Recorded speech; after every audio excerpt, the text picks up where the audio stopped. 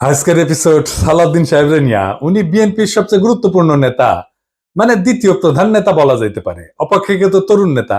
সারা দেশের মানুষের আগ্রহ আছে কলে সালাউদ্দিন সাহেবের বিষয়ে, আমার আছে। হ্যাঁ, আমার ওনার খুব পছন্দই হয়।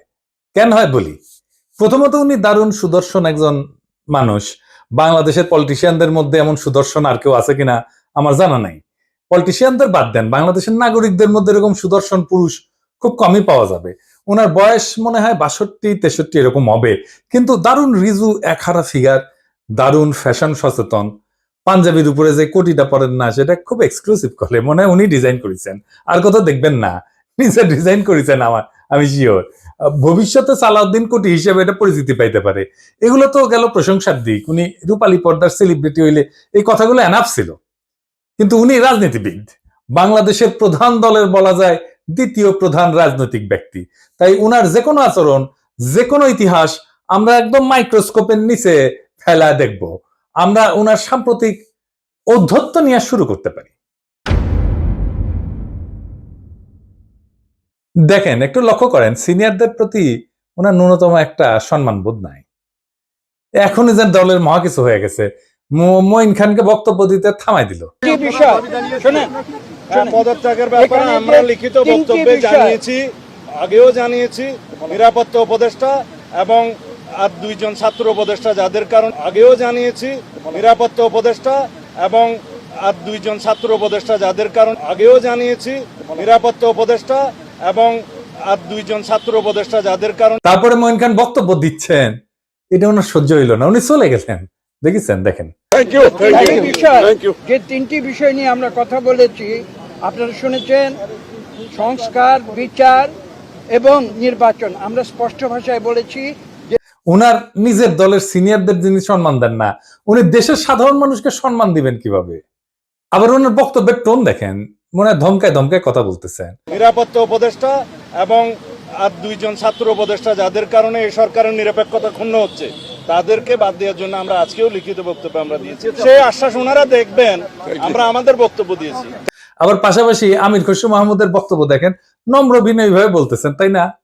দেখেন, আমি একটু বলি, মূলত সংস্কার এবং বিচার, নির্বাচন, এই তিনটার উপর আলোচনা হয়েছে। তো সালাউদ্দিন সাহেবের টোন দেখেন, আবার দেখেন। নিরাপত্তা উপদেষ্টা এবং আর দুইজন ছাত্র উপদেষ্টা যাদের কারণে এই সরকারের নিরপেক্ষতা ক্ষুণ্ণ হচ্ছে, তাদেরকে বাদ দেওয়ার জন্য আমরা আজকেও লিখিত বক্তব্য আমরা দিয়েছি। মনে হয় ধমকাইতেছেন। উনার ধমকানিরে কেউ তো দে, হ্যাঁ তো দে না। হ্যাঁ, সে বলে চুপপুরে সরাইলে সাংবিধানিক সংকট তৈরি হবে, আর প্রফেসর ইউনূস পদত্যাগ করলে জাতি নাকি বিকল্প বেচা নেবে। মানে চুপপুর কোনো বিকল্প নাই। হাসিনার যেমন বিকল্প ছিল না, চুপপুরে বিকল্প নাই। যাই হোক, এটা আওয়ামী লীগ বললে তো মানা যাইতো, এটা বিএনপি বলে যে চুপপুর কোনো বিকল্প নাই। কোন লেভেলের বেদবি দেখেন।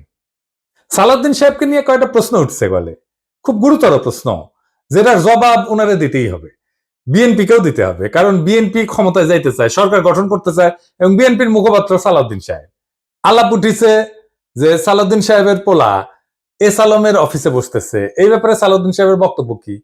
এস আলমের সাথে সালাউদ্দিন সাহেবের সম্পর্ক কি? এটা না একটা ব্যাখ্যা দেশবাসী জানতে চাইতে পারে। সারা দেশে একটা ধারণা প্রবল, সালাউদ্দিন সাহেব শেখ হাসিনার ক্যাশিয়ার, দুর্বৃত্ত অলিগার্ক এস আলমকে, তার বাণিজ্যিক সাম্রাজ্যকে প্রোটেকশন দিতেছেন।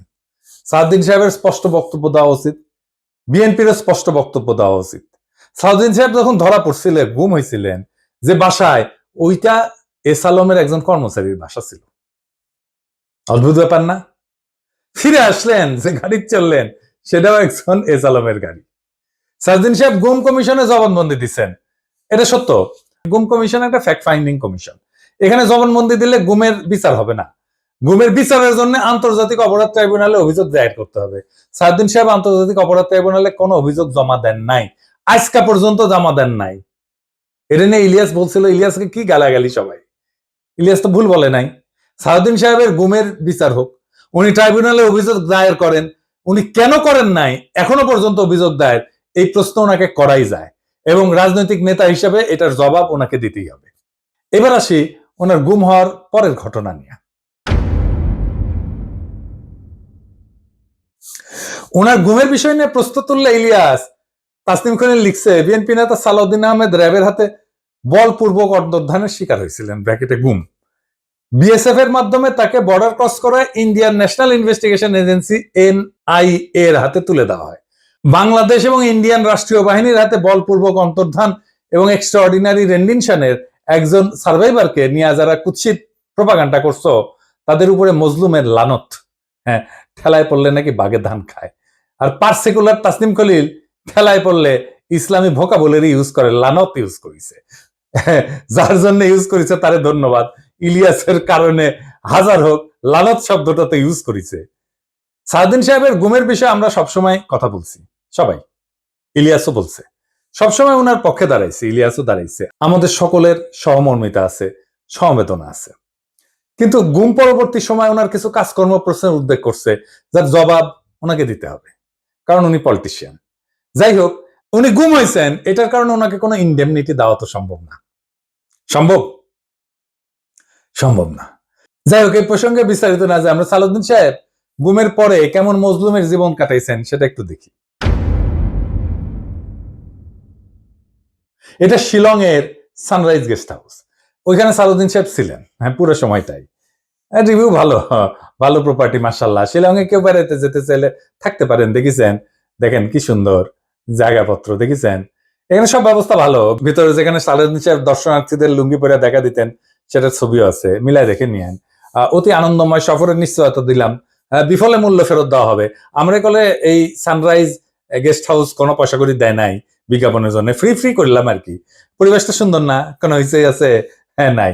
এখানে কিন্তু পুরো সময়টাই কাটাইছেন। উঠিছেন মে মাসের 2015 সালে। তার 2 মাস পরে ডেইলি স্টার এই রিপোর্টটা ছাপে, তিনি কেমন আছেন। এটা একটা বিলাসবহুল গেস্ট হাউস, রিপোর্টেই কইছে। 4টা বেডরুম, উনি 2টা রুম ভাড়া নিছিলেন, কিন্তু থাকতেন একাই। দেখেন রিপোর্টে বলা আছে, অন্তত এই রিপোর্টে তাই বলতেছে। কিচেন আছে, খুব চমৎকার ড্রয়িং রুম আছে, ফায়ার প্লেস আছে, সবুজ লন আছে, পিসের সবুজ লন, এটা দেখে দেন। এইটা সে লাইব্রেরি আছে, বার আছে, তাতে মধ্যজাতীয় পানীয় আছে। ভালো। সাদিন সাহেব একা একা খেলেন, হাঙ্কার না দিয়েছে, খাবেন না, কিছু করলাম নাহিনি। তাইলে সাদিন সাহেব একটা কথা কই, যে সত্যেন্দ্রনাথ দত্ত আছে না, ওনার মদিরা মঙ্গল নামে একটা প্যারোডি আছে। ওই যে ডিএল রায়ের বঙ্গ আমার জননী, আমার ধাত্রী, আমার দেশ, একটা গান আছে না, ওইটা দিয়ে এটা একটা প্যারোডি বানিয়েছিলেন, মদিরা মঙ্গল। উনি কইছিলেন, মদ্য আমার, পানীয় আমার, শরাব আমার পেগ, কেন কোম্পানির নজর দিল গো, কেন হলো গো ডিউটি পেগ। মানে ডিউটি বেড়ে গেছিল তো উনি মনের দুঃখে এই প্যারোডি লিখেছিলেন। তারপরে লিখেছেন, নিরামিষে যকৃতটা শুধু বৈরাগী সম করিছে শেখ, রাগ্গি আমার, মাগ্গি আমার, ভাগ্যি আমার পেগ। হ্যাঁ, আপনাদের প্রিয় রঠা মানে রবি ঠাকুর, মানে বিএনপির প্রিয় তো রবি ঠাকুরের একটা গান বলি আর কি। আপনারা নাকি রবি ঠাকুরের গানকে জাতীয় সঙ্গীত বানাইতে পারিয়া কৃতজ্ঞ, সেজন্য ওনার একটা না বললে কেনকা করে হয়। মানে চিরকুমার সভা এটা লেখা আছে, ওরা অক্ষয় বলে একজন চরিত্র আছে, ওই গাইতেছে। ওই গাইছে কি জানেন, অভয় দাও তো বলি আমার উইস্কি, মানে ইচ্ছা, অভয় দাও তো বলি আমার উইস্কি, 100 টাকা সোডার জলে বাকি 3 পোয়া হুইস্কি। হ্যাঁ, আমাকে না একবার খাওয়ায় না সালাউদ্দিন সাহেব, 100 টাকা সোডার জলে বাকি 3 পোয়া হুইস্কি খাওয়ায়। এটা আমার উইশ থাকলো আপনার কাছে। পুরা বাংলাটা নিজে তো ভাড়া করেছিলেন, তো বাংলাদেশি টাকায় কত? 1.5 লাখ টাকা মাসে। আবার একজন পার্সোনাল অ্যাসিস্ট্যান্ট ছিল, ম্যানেজার ছিল, 2জন কেয়ারটেকার ছিল, 2জন মালি ছিল। একটা হাইলি সিকিউর্ড এরিয়া, কাছেই এয়ারফোর্সের অফিস। আর কয়া হয়েছে একটা গোয়েন্দা সংস্থার অফিস, আমরা ধারণা করি এটা রয়ের অফিস। কে রাখলো ওখানে ওনাকে? উনি অনুপ্রবেশের দায় গ্রেপ্তার হয়েছিলেন। উনি তো চাকরি করতেন না ইন্ডিয়াতে, উনি ইন্ডিয়াতে রাজনৈতিক আশ্রয় পান নাই। ওনার এই সুপার ফ্যাবুলাস লাইফস্টাইলের টাকা কে দিছে? টাকা কে দিছে? উনি আয় করেন নাই, তাহলে টাকা কি বাংলাদেশ থেকে পাঠানো হয়েছে হুন্ডি করিয়া? হুন্ডি আপনি করতে পারেন, এটা অর্থ পাচার না? এইগুলো লেজিট এবং বৈধ প্রশ্ন। আপনারা বলতে হবে টাকাটা কে দিছিল, কেঙ্কা করে গেছিল। এইবার একটা চমক, বিশাল চমক। সিট বেল্ট বাইন্ধে নেন, যা দেখবেন তাতে অজ্ঞান হয়ে পড়ে যেতে পারেন সিট থেকে। কি সেই চমক? সাউদ্দিন সাহেবের সঙ্গে দেখা করতে গেছে কিছু লোক ওই শিলং এর বাংলোতে। তার মধ্যে ছবিতে ডাইন পেশে গালে হাত দিয়া বসে আছে ব্যক্তিটা কে? হ্যাঁ, ব্যক্তিটা গুরুত্বপূর্ণ, কারণ সালাউদ্দিন সাহেবের সাথে সকল মিটিং এ তার উপস্থিতি দেখা যায়। সে ঠিক ওই একই চেয়ারে বসে, এইটা সাহেব আপনি দুটা ছবি পাশাপাশি দেখান না, দেখেন দুই সময়ের ছবি কলে দেখা করতে এসছে, তারাও ভিন্ন কলে। হ্যাঁ, সাউদ্দিন সাহেব এক ছবিত লুঙ্গি পরে আছে আর এক ছবিত পায়জামা পরে আছে, দেখেছেন, কিন্তু ওই বান্দা ঠিকই একই আছে, ওই চেয়ারে কে সে জন, তার নাম কি জানেন? তার নাম বিপ্লব পার্থ। চট্টগ্রামে তাকে সবাই চেনে, আওয়ামী লীগের একজন লেসপেন্সার, আওয়ামী লীগের একজন কর্মী এবং ভারতীয় এজেন্ট হিসেবে। আওয়ামী লীগের 15 বছর পুরোটা সময় দাপটের সাথে জীবনযাপন করে গেছেন। ছিলেন চট্টগ্রাম মহানগর আওয়ামী লীগের সাধারণ সম্পাদক আজম নাসির উদ্দিনের অন্যতম ডাইন হাত। আজম নাসিরের অনলাইন একটা পোর্টাল ছিল, তার নাম ছিল জয় নিউজ। জয় নিউজের সাংবাদিক হিসেবে দীর্ঘদিন কাজ করেছিল এই বিপ্লব পার্থ, মাশাআল্লাহ। কিন্তু এইসব পরিচয়ের বাইরেও তার একটা বড় পরিচয় আছে। বিপ্লব পার্থর মূল পরিচয়, সে ইসকনের চট্টগ্রাম বিভাগের মিডিয়া সেলের সমন্বয়ক। হ্যাঁ, সমন্বয়ক না, সমন্বয়ক। হ্যাঁ, এটা আবার গৌরবে ফেসবুকে ঘোষণা দিয়ে প্রচার করেছিল সে। চট্টগ্রামে চিন্ময় ইস্যুতে সবচেয়ে বেশি যে লোকটা সক্রিয়, সেটা হইতেছে বিপ্লব পার্থ। দেখেছেন মিছিলে, দেখেছেন আজম নাসিরকে দ্বিতীয়বার চট্টগ্রাম সিটি কর্পোরেশনের মেয়র নির্বাচনের জন্য মনোনয়ন পাওয়া দেওয়ার জন্য ওই নাকি অমিত শাহর কাছে নিয়ে গেছিল আজম নাসিরকে। আওয়ামী লীগ সরকারের আমলে বিপ্লব নাকি 60 বারের বেশি ইন্ডিয়া সফর করেছে, গর্ব করে কইতো, সব জায়গায় প্রচার করতো। আর এই সমস্ত সফরের নাকি বেশিরভাগই ছিল সরকারি সফর। তার পাসপোর্ট যাচাই করা হোক, তার প্রমাণ মিলবে। ইমিগ্রেশনে খোঁজ নেন, দেখেন কয়বার গেছিল। এটা পুলিশের কাজ, গোয়েন্দা সংস্থার কাজ। কেন একজন ব্যক্তি এতবার ভারত সফরে গেল, সেটা নিশ্চয়ই কারণ আছে। অনুসন্ধান করে এই রহস্য উদ্ধার করা হোক। এতদিন আওয়ামী লীগ হইলেও, এত সাজলেও আওয়ামী লীগ সাজলেও, 5ই আগস্টের পর হঠাৎ কইরা রূপ বদল করে বিএনপি হয়ে গেছে। সব প্রোগ্রামে যায় বিএনপি। একসময় সাংবাদিকতা করলে এখন পুরোপুরি বেকার করে এবং কাজ করে না। তো শোনা যায় আর কি যে ওক নাকি রয় ঢুকাইছে বিএনপির মধ্যে এবং বিএনপির সমস্ত তথ্য ভারতে পাচার করার জন্য। এমন একজন বিতর্কিত সেন্সিটিভ লোক ফ্যাসিবাদী সরকারের সময় কয়েকবার দেখা করছে সালাউদ্দিন সাহেবের সাথে। কি কারণে? সালাউদ্দিন সাহেবকে তো কইতে হবে কেন সে সব মিটিং এ থাকে। 5ই আগস্টের পর বিপ্লব পার্থ শেল্টার হইতেছে, গডফাদার হইতেছে বিএনপির আরেক স্থায়ী কমিটির সদস্য আমির খসরু মাহমুদ চৌধুরী। দেখেন ওর সাথে, দেখেন খালি ঘুরে বেড়ায়। স্বীকৃত, এটা প্রকাশ্য এবং স্বীকৃত। অথচ গত 15 বছরে ছাত্র দল এবং যুব দল করা হিন্দু সম্প্রদায়ের প্রচুর লোক আছে চট্টগ্রামে, তারা কাছে ভিড়তে পারে না আমির খসরু মাহমুদের। তাদেরকে বাদ দিয়া লীগের দালাল ভারতীয় এজেন্ট বিপ্লবকে জন্মাষ্টমীর নাম দিয়া চট্টগ্রামের রাজনীতিতে থিতু করার চেষ্টায় মরিয়া খসরু এবং সালাউদ্দিন চক্র। ছবিতে দেখেন বিপ্লব পার্থ মোদির সাথে ছবি, দেখেছেন? মোদির সাথেও ছবি, সালাউদ্দিনের সাথেও ছবি, ইসকনের চিন্ময়ের সাথে ছবি, ইন্ডিয়ান হাই কমিশনের সাথে চট্টগ্রামের বিভিন্ন ইভেন্টের ছবি। এবার বুঝেছেন তো আমির খসরু কেন অমিত শাহের সামনে জুলকাপ্পর নাম করতে যায়? কানেকশন বুঝেন? আমির খসরু, সালাউদ্দিন, ইসকন সব বরাবর। আর একটা ইস্যু আছে, সেটা হইতেছে মরাল ইস্যু।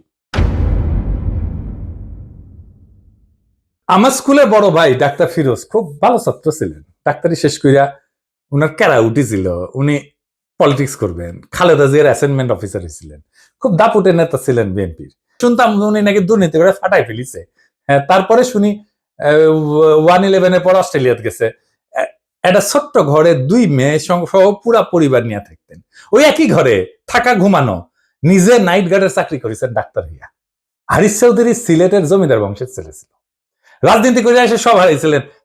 1/11 পরে থাকতেন পান্তপথে, খুবই দিনহীন ভাবে, পরিচয় লুকায়। মারাও গেছেন পরিচয় লুকায়, বেওয়ারিশ হিসাবে তাকে দাফন করা হয়েছিল। নিরাপত্তার কারণে পেট চালানোর জন্য চাঁদনি চকে কাপড়ের দোকানে কর্মচারীর কাজ করতেন। সেরা পাঞ্জাবি পরতেন, রিক্সায় চড়ার পয়সা ছিল না, হাইটে যেতেন। মির্জা ফখরুল নিজেই বলছেন, এই আওয়ামী লীগের আমলে বিএনপির নেতা কর্মীরা বাড়ি ছাড়া হয়ে ঢাকায় এসে রিক্সা চালায়, উনি কান্দিছিলেন, ফ্যাস ফ্যাস করে কান্দিছিলেন। আর আপনি সালাউদ্দিন সাহেব রাজার হালে থাকেন, শিলংয়ে লজ্জা লাগে না সালাউদ্দিন সাহেব? আপনার ভারতে থাকার টাইমে সকল খরচা কিভাবে করেছেন জাতিকে জানাইবেন। ইসকনের সাথে আপনার কি সম্পর্ক সেটাও জানাবেন। জাতির এটা জানার অধিকার আছে। 1975-এ সোহরাওয়ার্দীর বডিগার্ড জয় বাংলা হয়ে যাওয়ার পরে বেশ কিছু বছর কাটাল রানী ইন্ডিয়াতে ছিল। সেখান থেকে বাংলাদেশে ফিরে আমাদের উপরে স্টিম লোডার চালাইছে, ফ্যাসিবাদের সাথ দিয়ে আবার ভারতে পালায় গেছে। অনেকে বলে হাসিনা পালায় যাওয়ার পরে সালাউদ্দিন নামের এই বিএনপির নেতাকে ভারত বাংলাদেশে পুশব্যাক করে দিছে। এতদিন আসতে পারেননি উনি, তারপরে 1 সপ্তাহ যায়নি হাসিনা পড়ছে, উনারে পেটে দিল। আগে পাঠাচ্ছিল না।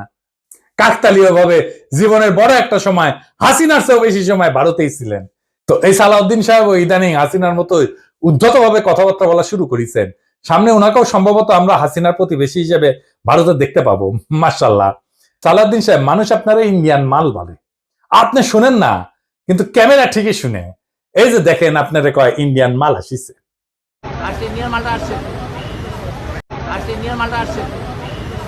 একজন নেতার চেহারা, পোশাক, স্টাইল, ফ্যাশন এ সমস্ত ইতিহাসের পাতায় জায়গা করে নেয় না। ইতিহাস মনে রাখে নেতৃত্বের সততা, আত্মত্যাগের পরিমাণ, আর সেই নেতার অবস্থান দুর্দিনে কোথায় ছিল। সালাউদ্দিন আহমেদ নিঃসন্দেহে গুমের শিকার হয়েছিলেন। সেই সময় দেশবাসী তার জন্য কাঁদছে। কিন্তু একজন মজলুম যখন বিলাসের চাদরে নিজেকে মুড়ায় ফেলেন, যখন নিজের গুমের বিচার আন্তর্জাতিকভাবে দাবি না কইরা তার রাজনৈতিক মূলধন বানায় ফেলেন, তখন প্রশ্ন ওঠেই। এবং এই প্রশ্ন তার ব্যক্তিগত না, সমগ্র বিরোধী দলের নৈতিক ভিত্তির উপরে আঘাত আনে। বিএনপিকেও বুঝতে হবে, সরকার বদলানোই রাজনীতি না। আদর্শ, ত্যাগ এবং গণমানুষের বিশ্বাস অর্জনই রাজনীতির মূল সোপান। আর সেই বিশ্বাস অর্জনের পথে সবচেয়ে বড় বাধা যদি হয় নিজের দলে থাকা সদ্য ভুক্তভোগী, ছায়া সুবিধাভোগী কিংবা একবিংশ শতকের গেস্ট হাউস রেভলিউশনারি, তাহলে শাসক পরিবর্তন হইলেও শাসন ব্যবস্থা বদলায় না। সালাউদ্দিন সাহেব, আপনি যদি সত্যি গণতন্ত্র চান, তাহলে সাংবাদিকের ধমকানো বন্ধ করেন, দলের সিনিয়রদের সম্মান করেন, জাতীয় ঐক্যের প্রতীক প্রফেসর ইউনূসকে তার যোগ্য সম্মান দেন, সম্মান নিয়ে কথা বলেন। আমরা চাইলে আর একটা প্রফেসর ইউনূসের মতো ফিগার পাবো না। চাইলে বটতলার উকিল হাজারো চুপ্পু পাওয়া যাবে। এস আলমের ছায়া থেকে বেড়ায় আসেন। আর সাহস থাকলে আন্তর্জাতিক অপরাধ ট্রাইব্যুনালে গিয়া বলেন, আমি গুম হয়েছিলাম, বিচার চাই। কারণ মানুষ আর একজন হাসিনা খুঁজতেছে না, তারা খুঁজতেছে এমন একজন নেতা যে প্রহসনের মুখোশ পইরা ট্র্যাজেডিকে উপহাস করে না। মানুষ ইতিহাসের পুনরাবৃত্তি চায় না, তারা ইতিহাস বদলাইতে চায়। তাই সিদ্ধান্ত আপনার সালাউদ্দিন সাহেব, আপনি ইতিহাস হবেন না আর একটা ব্যঙ্গাত্মক পুনরাবৃত্তি হবেন। আপনি বিশাল নেতা, আমরা অতি ক্ষুদ্র পিঁপড়া, কিন্তু মহাকালে যখন আমরা কেউই থাকবো না, সেই সময় এই ভিডিও থাকবে, প্রশ্নগুলো থাকবে, ইতিহাস জানবে। কেউ কেউ প্রশ্ন জারি রাখছিল, কেউ কেউ সবকিছু মেনে নেয় নাই। এইভাবে জাতি চ্যালেঞ্জ করবে সেই দলটাকে যারা আগামী সরকার গঠন করতে চায় একটা রক্তাক্ত বিপ্লবের পরে, যে বিপ্লবের আকাঙ্ক্ষা ছিল ভারতীয় আধিপত্যবাদ মুক্ত একটা দেশ। সেই দেশে যদি আবারও কারো ছায়ায় আসে সেই পুরনো ভারতীয় শকুন, সেই দলকে, সেই ব্যক্তিকে রুখে দেওয়া প্রত্যেক দেশপ্রেমিক বাংলাদেশের কর্তব্য। ইনকিলাব জিন্দাবাদ।